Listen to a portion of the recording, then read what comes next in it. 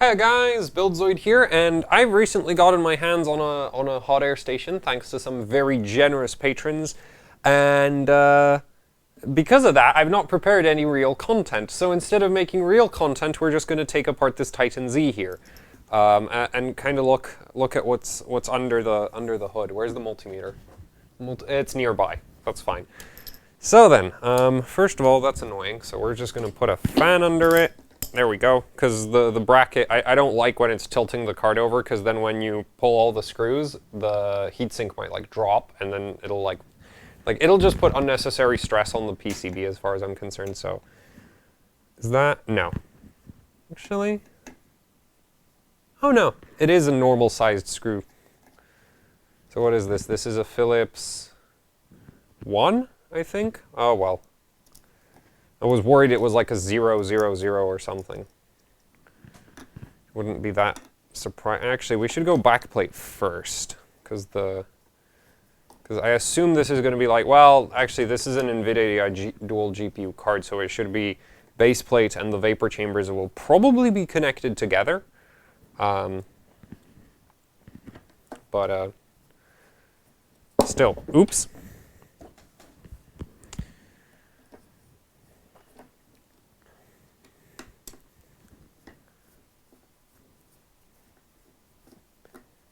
Anyway, let's keep just disassembling this. And yes, this will, we're not going to be speeding this up. And I guess I could talk a bit about sort of stuff that I've been working on in the background. So I got my hands on a dead R9 295X2 recently. I've checked it over. It doesn't seem to have any issues.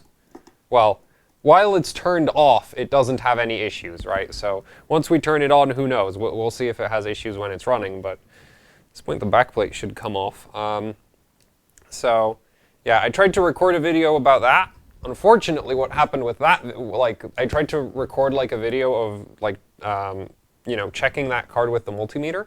Unfortunately, OBS recently started like being really, well, I know, like, well, why is it not coming off? Those are some really sticky thermal pads.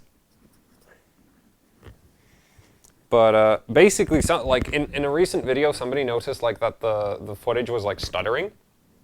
And so I investigated that a bit, and I realized that actually it was stuttering. Like the stuttering was a lot worse. And the only reason it wasn't super bad in that video was just because the footage was relatively simple. So I can't get into this. Okay, we're going to need to take some kind of plastic implement of prying. Let's see if this will be enough. I doubt it, but yeah, this, no, yeah, that got under there. It's just too squishy. We're going to have to take a different thermal paste spray. Come on. Damn it. Yeah, no, that really, it should be coming off right now. That is really quite annoying. Oh, there. Oh. Damn freaking thermal pads. Let go of my card! I want to see it naked! Ah! Is it seriously the thermal? Yeah, it's gotta be. Like, what else would be... Unless... Oh, wait, there's a screw right down the middle. I'm dumb. How did I miss that? Well, hopefully I didn't break anything reefing on it like that. Let's see. At this point, it has to let go, right? Like, that's it. There's nothing else.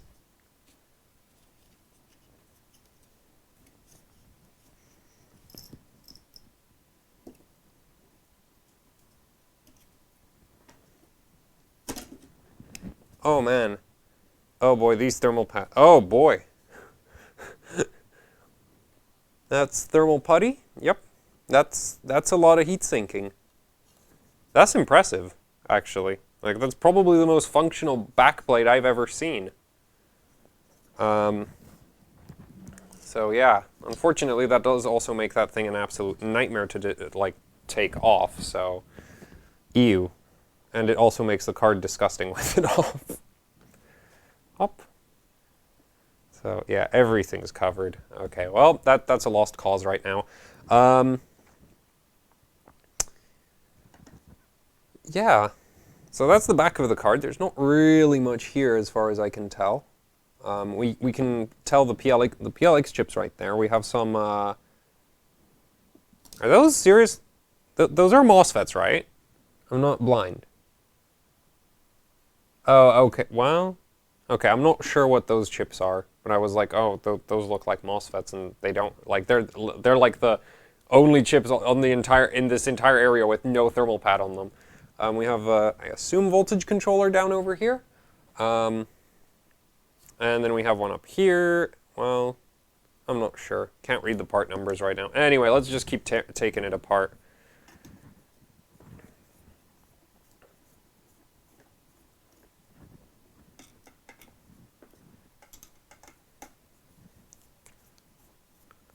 So we're also going to have some, yeah, there are some screws on the back plate. There's only 2 of them, so that's nice.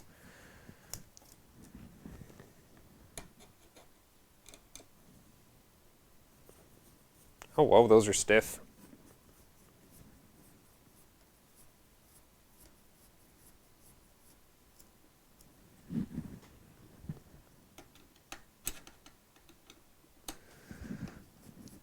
Okay.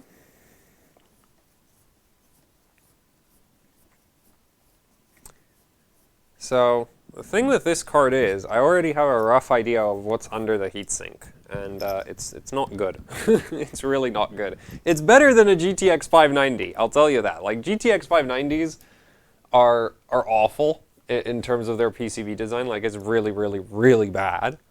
But the Titan is not a whole lot better. So as much as I do.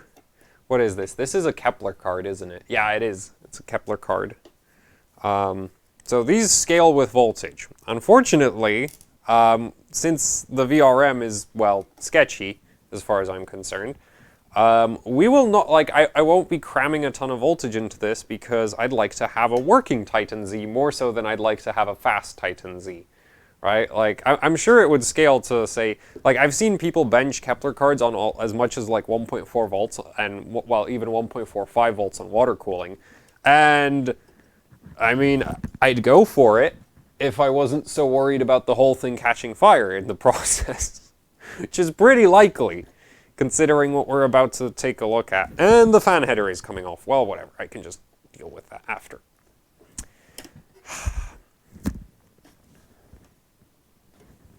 Where's the other one? There's one over there. Okay, that's going to be the LEDs.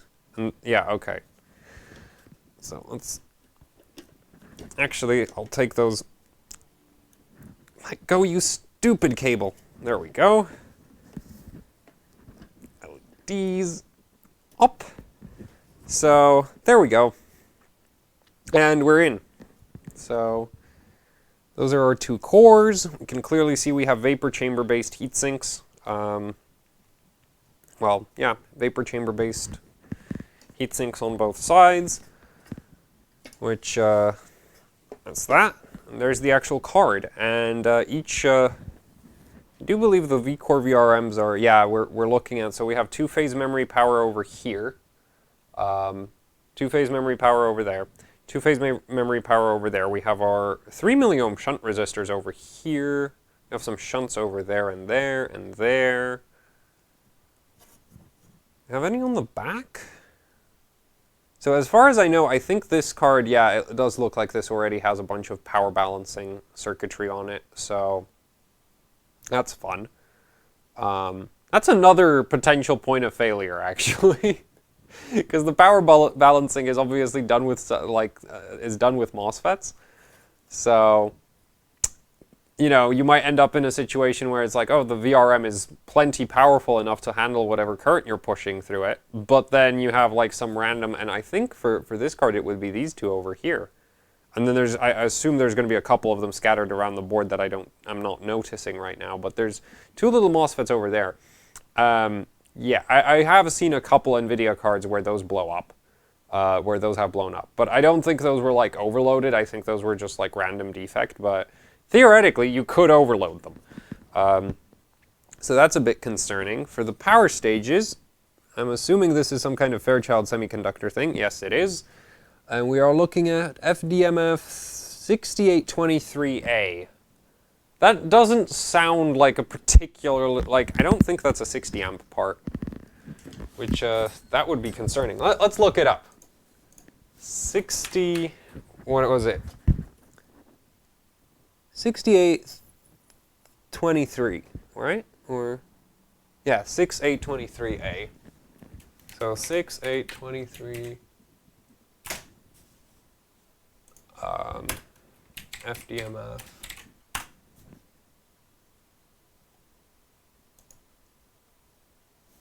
The hell? Why is Google always so crap at looking up data sheets? Like, I don't get it. It's like, yeah. Okay, found it on...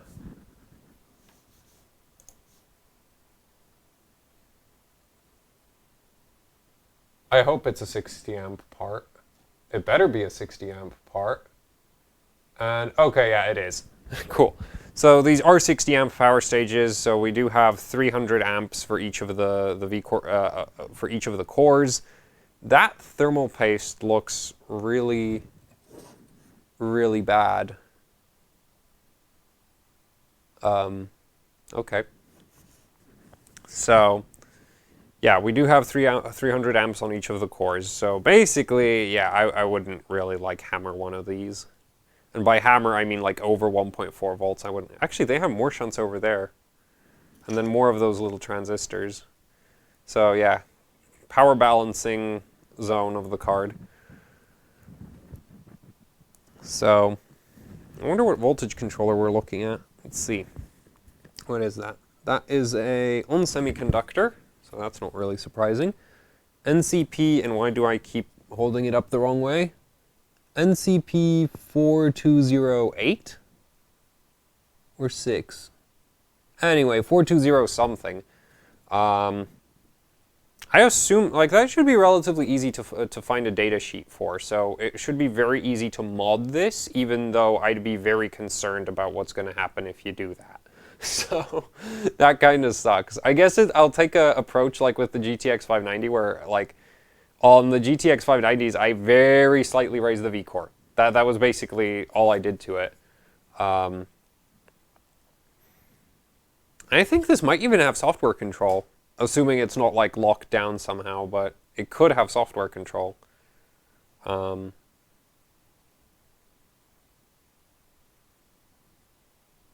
Yeah, wait, are these not... I'm just realizing this might not fit with M2.5 threads, which would suck because, well, I'm still not like, as I said, I'd prefer to have a working Titan more so than a fast Titan, so I'm not even certain, like, I'm not yet sure if I even want to put this on liquid nitrogen. So, that's kind of, this has to fit, right? Okay, yeah, it does. So, we're good. I was just worried that this wasn't on normal to... Wait, are these 3? Okay, those still fit. So, yeah, I should be fine. So if for some reason I lose my mind and decide to blow this card up with like liquid nitrogen or dry ice, I can, because the LN2 pots will fit. That there is a clearance problem, but the Raptor can deal, like the Raptor can go over that, that's fine. That should be fine. I don't really see a problem for the Tech 9 to be over there. So yeah, I guess like the thing is with liquid nitrogen you can always just bench the card at stock voltage anyway, like that's always an option, right? Because just the cold alone will make it clock so much higher. But yeah, and I don't want to e-power one of these just because this is so rare. Maybe if they get like relatively rare. These were pretty popular as like compute GPUs because basically you get two. Like these have full double precision if I remember correctly. So like these were really good if you wanted a large number of double precision. If you wanted a lot of double precision compute and you wanted it to be relatively compact. this card was a really good option for that because, well, you got two, what are these, JK110s? Yeah, so you got two JK110s in the space that would normally be occupied by, well, in 3 slots instead of 4, right? Because if you took like a regular Titan, it would take 4 slots because you'd have 2 of them in SLI. Well, with this, it's 3 slots and you get the same number of cores. They are clocked at, like, admittedly, it's also running a bit slower because, the heatsink isn't quite big enough and, well, isn't as large as it would need to be, and the cooling's constrained, and then the power delivery is constrained, but still, it's just like you do get a better number, like, it's still better in terms of compute. So these were relatively popular, so I'm thinking, maybe once they're super cheap, I'll do something crazy to one of these. But for now, I want to keep this thing relatively, like, stock. Though I am thinking that I'll swap because what I actually looked into is it should be possible to replace the heat sinks inside the shroud here with water blocks. And I don't have a hex on me, do I? Yeah, no. Well, yeah, no. So we can't take this apart because of this. This is done with hex screws, so that kind of sucks. And I can take it apart, like I've taken apart the shroud before, but it's just not right now because I don't know where nah, let's not bother. But I am thinking that, it'd be cool to, like, cram water cooling under the stock shroud because I think it would actually clear. Like, you could have just a core-only water block on each of the cores, and then the main concern is just cooling the VRM, right? Because, again, you'd end up in that situation where it's like, well, we could go to 1.4 volts, except there'd be nothing left of the center of the card if I did that. So, yeah, because at 1.4 volts, well, 1.4 volts could be very borderline. So I'm not entirely sure that it, well, no, I have 780 Ti's we can check. We can check what happens when you put 1.4 volts on a water-cooled 780 Ti. And if it ends up pulling, like, I don't know, 600 watts, which would totally not surprise me, we are not putting 1.4 volts on one of these because this would blow up instantly. Yeah, that would actually pretty much instantly destroy one of these. So, yeah, damn, this is cramped. Oh, I even forgot that this has the VRAMs on both sides.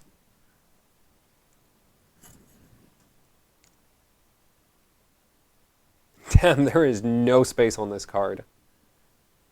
And I was considering, like, adding capacitors to the memory rail, and now I'm looking at this, and it's just like, but where? where would you add them? There's nowhere. I guess I could do like those two over there, and like this couple over here. That should actually, like, potentially that means this might scale, like, benefit a lot just because it's so, like, because obviously when building this card, it was just like, well, we need to get the hardware on there and then somehow just power it well enough that it runs, right? Not necessarily go, because a lot of the times with, like, if you have like a single GPU card, you'll have a lot of components that are pretty redundant. Well, with this, you're so space constrained that you can't just whack on capacitors because you feel like it, because there's literally not enough space to put any random capacitors in. So, yeah, that could mean that, a couple capacitors could go a long way for, like, the memory overclocking, or even with the core overclocking. So, we shall see. Because, yeah, like, there's, like, no bulk capacitance on this, is there? How are these laid out? Blech.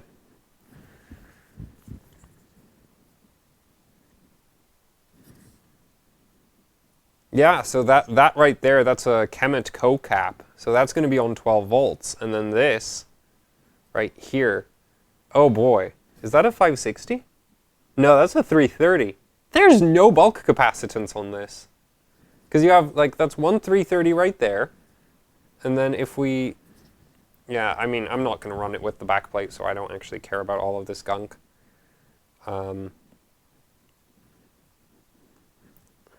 It's like Play-Doh.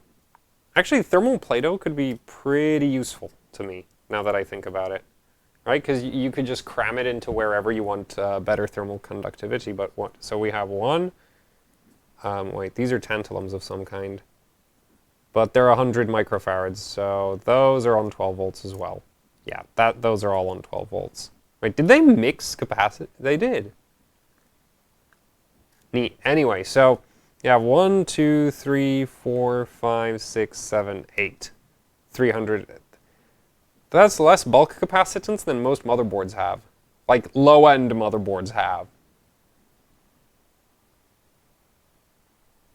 I really want to... okay, now I definitely want to bolt a bunch of capacitors onto this. Because there's... like, you can clearly see that they just ran out of space.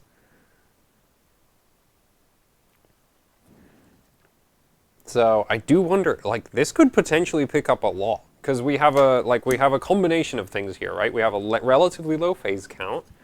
5 phases really isn't that high. And we have a very low bulk capacitance on the output of the VRM, because I'm assuming these are all 12 volts, and they gotta be. Like, they're right behind the power like the voltage end is right behind the power stages. So yeah, this could be interesting to just pile on capacitors because it could pick up a lot. The main concern is obviously tripping over current protection during soft start, but I mean, I've never done that. Like, the only time I've run into that is when I added a whole bunch of capacitance to like a single-phase memory VRM on a motherboard, and then was like trying to start at like 2 volts or something. Then it complained, but before that it was fine. At lower voltages it was actually fine. It was just at high voltages where it was causing issues.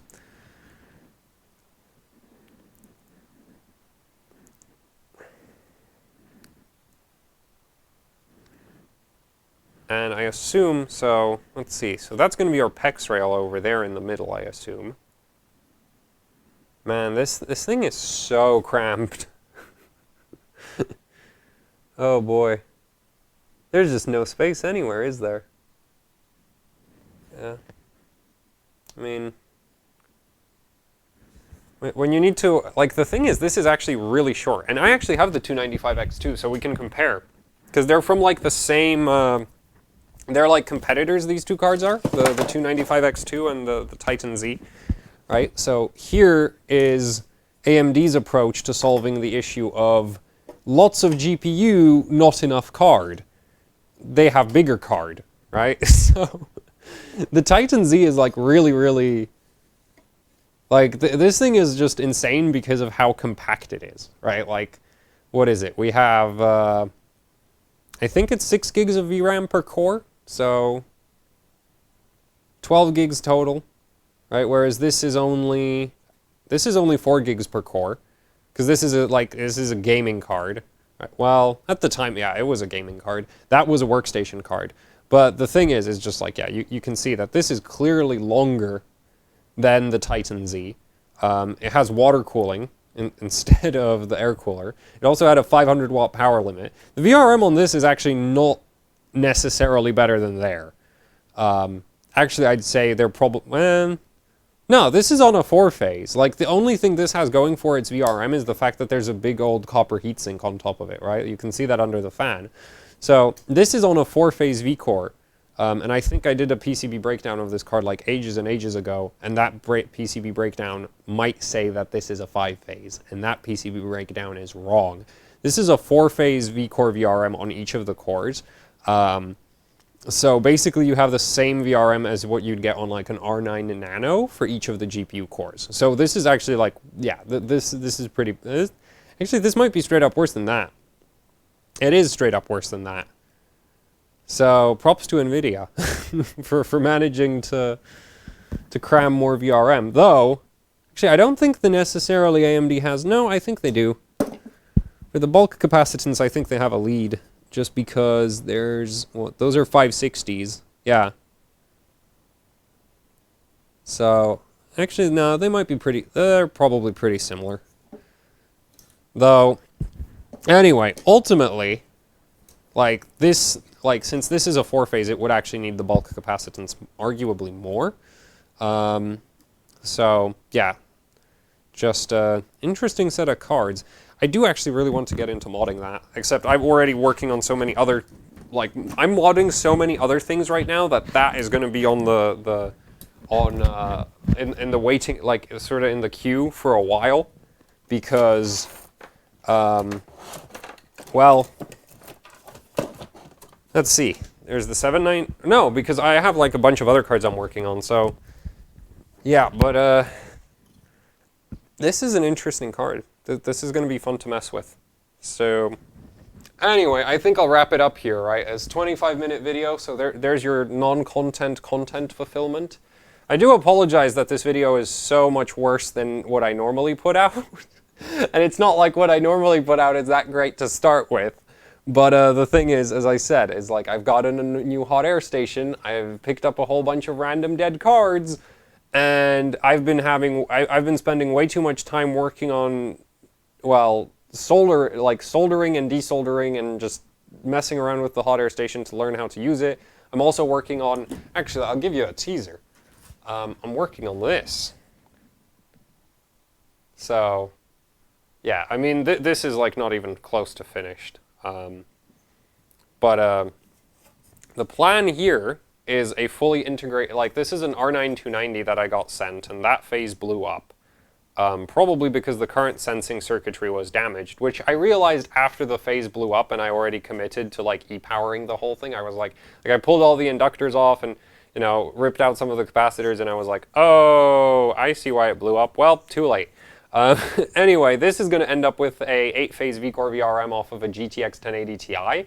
And that over there, this right here, is a new power board I built with the help of the hot air station, which that's how like pulling display ports is so much easier with a hot air station than actually doing it with a soldering iron just sucks. Like, I'll just put it that way. It sucks really badly.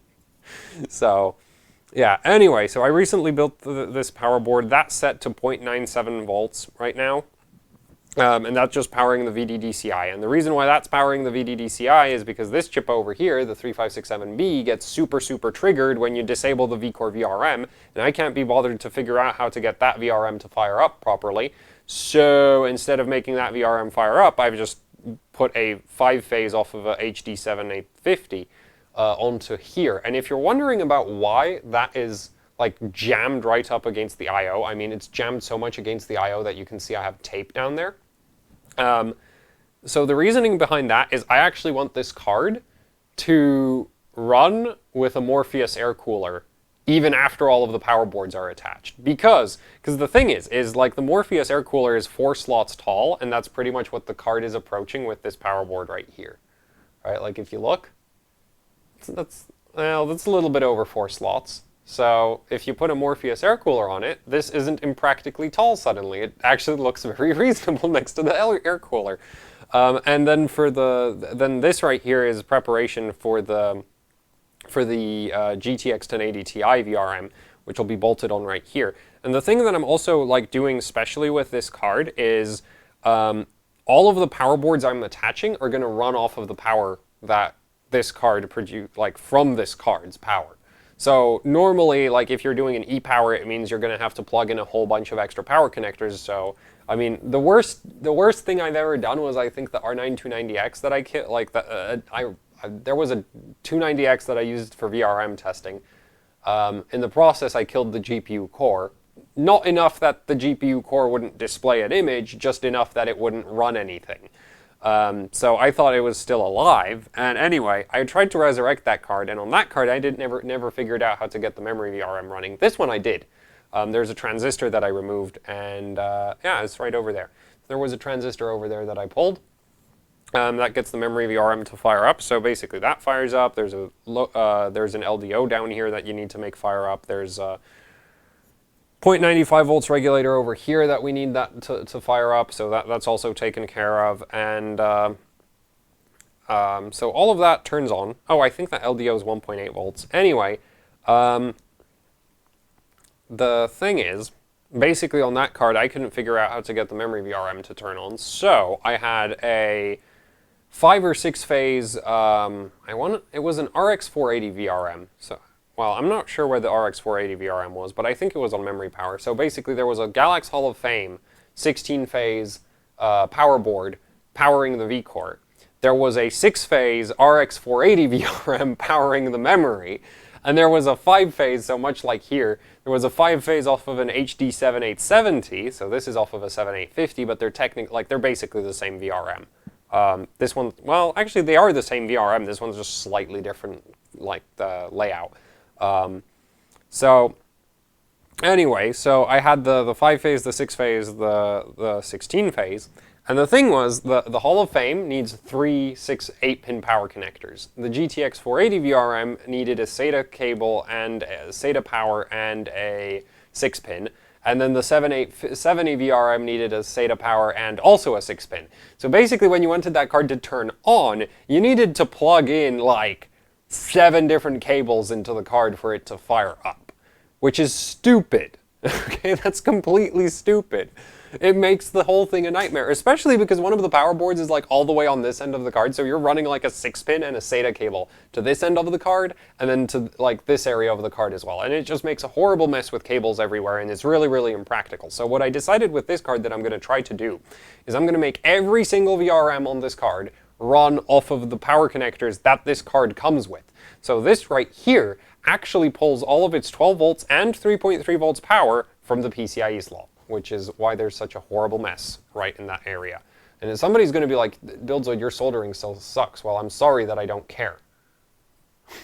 Like, that right there is very much a case of I don't care. And that right there is a case of my soldering irons aren't strong enough. Because I was still using like the little 60-watt irons that I normally use for any smaller work. And the hot air does make it possible to actually attach things with those, like that was with the assistance of the hot air station. But it doesn't solve the issue of those are 60-watt irons, and they just don't stand a chance against power planes. So, yeah. Normally when I'm doing like, well, when I'm doing the V-Core VRM, I'll pull out the 150-watt soldering iron. Except I hate using that thing because it's like super heavy and super bulk. Like it's just bulky and annoying to work with. So yeah, anyway, so this is one of the things I'm working on. Once I get this done, I want to move on to working. So let's see, 7917, that's done. Good. So I don't have to go back to that at this point. Once this is done, I'm probably going to start working on a Vega, on the dead Vega.